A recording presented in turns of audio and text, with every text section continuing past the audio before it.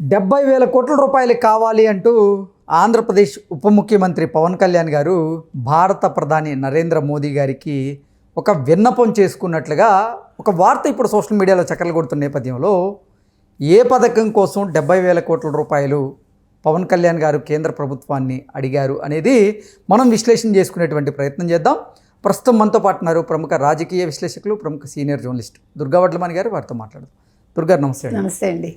70,000 కోట్ల రూపాయలు కావాలి అంటూ ఆంధ్రప్రదేశ్ ఉప ముఖ్యమంత్రి పవన్ కళ్యాణ్ గారు భారత ప్రధాని నరేంద్ర మోదీ గారికి విన్నపం చేసుకున్నట్లుగా ఒక వార్త సోషల్ మీడియాలో చక్కర్లు కొడుతుంది. ఇంతకీ పవన్ కళ్యాణ్ గారు ఏ పథకం కోసం 70,000 కోట్ల రూపాయలు ప్రధానిని అడిగారు అంటే ఏం చెప్తారు?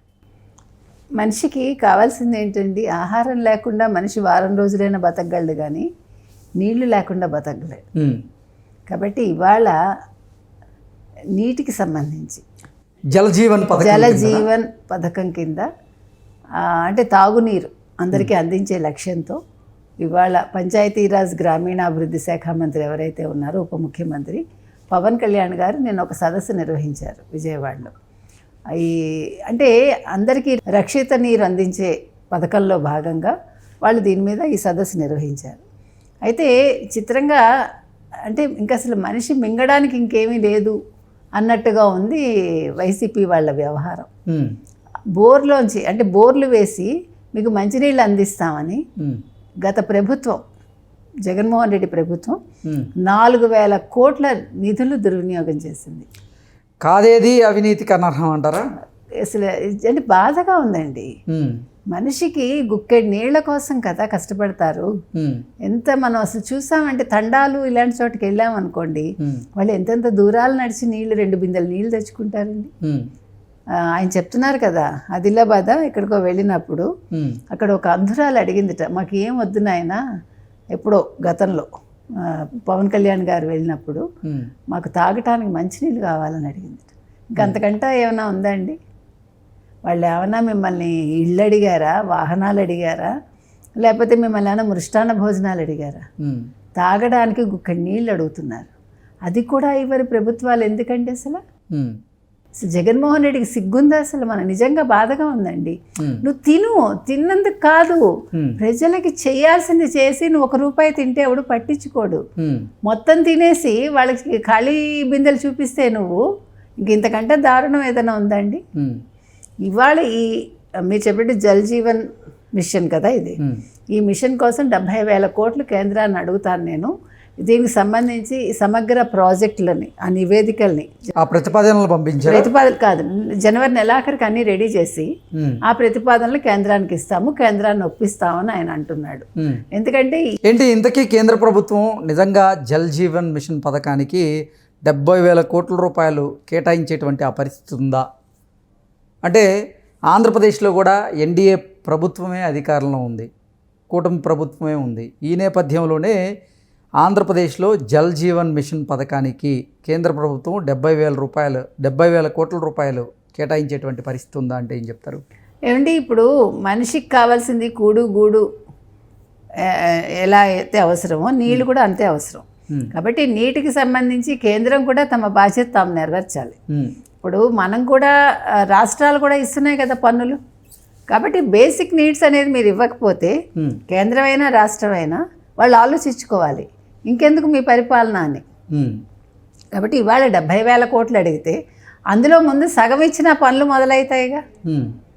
కేంద్రం ఇప్పుడు కొంచెం సానుకూలంగానే ఉంది, కానీ 100% ఇవ్వకపోయినా 50% ఇచ్చింది అనుకోండి, ముందు పనులు మొదలవుతాయి. ఇప్పుడు పిఠాపురంలో కూడా తాగునీటి ఎద్దడి ఉంది కదా, అక్కడ కూడా ప్రజలు తాగునీరు లేక అల్లాడుతున్నారు కదా. అసలు మనం కొన్ని ప్రాంతాల్లో చూసామంటే మంచినీళ్ళు రావట్లే, మురికి నీళ్ళు కూడా కలిసిపోయి చాలా చోట్ల చాలా రకాల రోగాలకు కూడా గురవుతున్నారు ప్రజలు, వాటి బారిన పడుతున్నారు. కాబట్టి నీరు అనేది చాలా అవసరం అండి, మనిషికి ప్రాణాధారం నీరు. కాబట్టి ఆ ప్రాణాధారమైన నీటిని ఇవ్వడంలో ఇవాళ పవన్ కళ్యాణ్ ముందడుగు వేస్తున్నారనే నేను అనుకుంటున్నా. ఇప్పుడు ఒక మనిషి ఎమ్మెల్యే అయిపోయి, ఒక ముఖ్యమంత్రి అయిపోయి, లేకపోతే ఉప ముఖ్యమంత్రి అయిపోతే సరిపోదండి, ఇచ్చిన మాట నిలబెట్టుకోవాలి. దానికోసం ఇవాళ ఆయన తపన పడుతున్నాడు. ఇవాళ నీరు అనేది, ఈ రక్షిత నీరు ఏదైతే ఉందో ఈ పథకాన్ని పూర్తిగా ఆంధ్రప్రదేశ్లో అమలు చేయాల్సిన బాధ్యత ఇవాళ పవన్ కళ్యాణ్ మీద ఉంది. సో దానికోసం ఆయన కేంద్రాన్ని ఒప్పించి నిధులు తీసుకురావాల్సిన బాధ్యత కూడా ఆయనది. ఇప్పుడు కేంద్రం కూడా సుముఖంగా ఉంది కాబట్టి, సానుకూలంగా ఉంది కాబట్టి దీని మీద ఎలా తీసుకొస్తే బాగుంటుంది, ఏ రకంగా వాళ్ళని ఒప్పించాలి అనేది ఆయన భుజస్కంధాల మీదే ఉంది. ఎవరు? పవన్ కళ్యాణ్ది.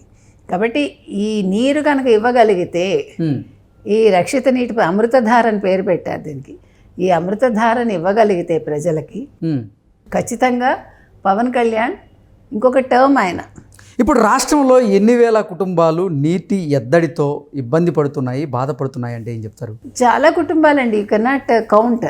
ఇప్పుడు ప్రతి నియోజకవర్గంలోనూ నీటి ఎద్దడి ఉంటుంది కదా. ఎస్పెషల్లీ కొన్ని ప్రాంతాలు వాటికి చాలా ఎక్కువగా గురవుతూ ఉంటాయి. ఇప్పుడు తెలంగాణలో కొన్ని జిల్లాలు ఎలా చెప్పుకుంటామో, ఆంధ్రాలో కూడా అంతే కదా. ఇప్పుడు నీరు ఉంటుంది, తాగునీరు ఉండదు. తాగటానికి నీళ్ళు, ఇప్పుడు ఎన్ని నీళ్ళు ఉన్నా water everywhere but no drop to drink అని మనం చిన్నప్పుడు చదువుకున్నాం పద్యం, పోయిట్రీ. కాబట్టి నీరు, ఇప్పుడు మీకు చుట్టూ సముద్రం ఉన్నా మీరు తాగలేరుగా. అది కాదు, మనం తాగునీరు అనేది అంటే స్వచ్ఛమైన నీరు మనకి రావాలి, మంచినీళ్ళు. ఆ మంచినీళ్ళ కోసం ఈ తపన. కాబట్టి ఇవాళ ఖచ్చితంగా పవన్ కళ్యాణ్ మీద చాలా పెద్ద బాధ్యత ఉందండి. ఇప్పుడు ఆయన బియ్యం విషయంలో, అంటే రేషన్ బియ్యం విషయంలో ఎట్లా పట్టుపట్టారో, ఈ విషయంలో కూడా ఆయన అలాగే పట్టుబడుతున్నాడు. కాబట్టి సాధిస్తారని అనుకుందాం. అంటే కేంద్రంతో ఆంధ్రప్రదేశ్కి, అలాగే ఆంధ్రప్రదేశ్ ప్రభుత్వానికి కూడా మంచి సత్సంబంధాలు అయితే ఉన్నాయి.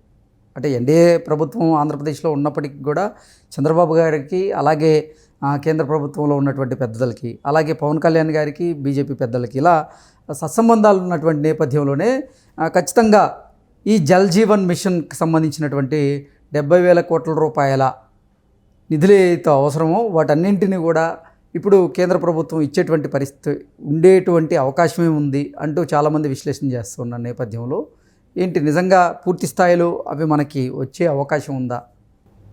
ఖచ్చితంగా వస్తాయండి. ఎందుకంటే మీరు అన్నట్టు సయోధ్య ఉంది కాబట్టి కేంద్ర రాష్ట్ర ప్రభుత్వాల మధ్య. ముఖ్యంగా పవన్ కళ్యాణ్కి ఈరోజు ఒక గుర్తింపు ఉంది కేంద్రంలో. చంద్రబాబు నాయుడు గారి తర్వాత ఒక గుర్తింపు తెచ్చుకున్న వ్యక్తిగా పవన్ కళ్యాణ్ ఉన్నారు. ముఖ్యంగా ఆయన ఏరి కోరి ఈ గ్రామీణాభివృద్ధి కావచ్చు, రాష్ట్రాభివృద్ధి కావచ్చు, ఈ శాఖలు తీసుకున్నారు కాబట్టి ఆయన ఖచ్చితంగా ఆయన వీటిని నెరవేరుస్తారని అనుకుందామండి. నిన్న జరిగిన ఈ కార్యక్రమంలో డైరెక్టర్ కృష్ణతేజ ఇంకా చాలామంది పాల్గొన్నారు, శశిభూషణ్ ఇలాంటి వాళ్ళందరూ కూడా. అసలు ఏమన్నారు ఆ కార్యక్రమంలో పవన్ కళ్యాణ్ గారు? పవన్ కళ్యాణ్ గారు చెప్పారు 70,000 కోట్లు కావాలి, నేను కేంద్రాన్ని ఒప్పిస్తాను అన్నట్టుగానే ఆయన చెప్తున్నారు.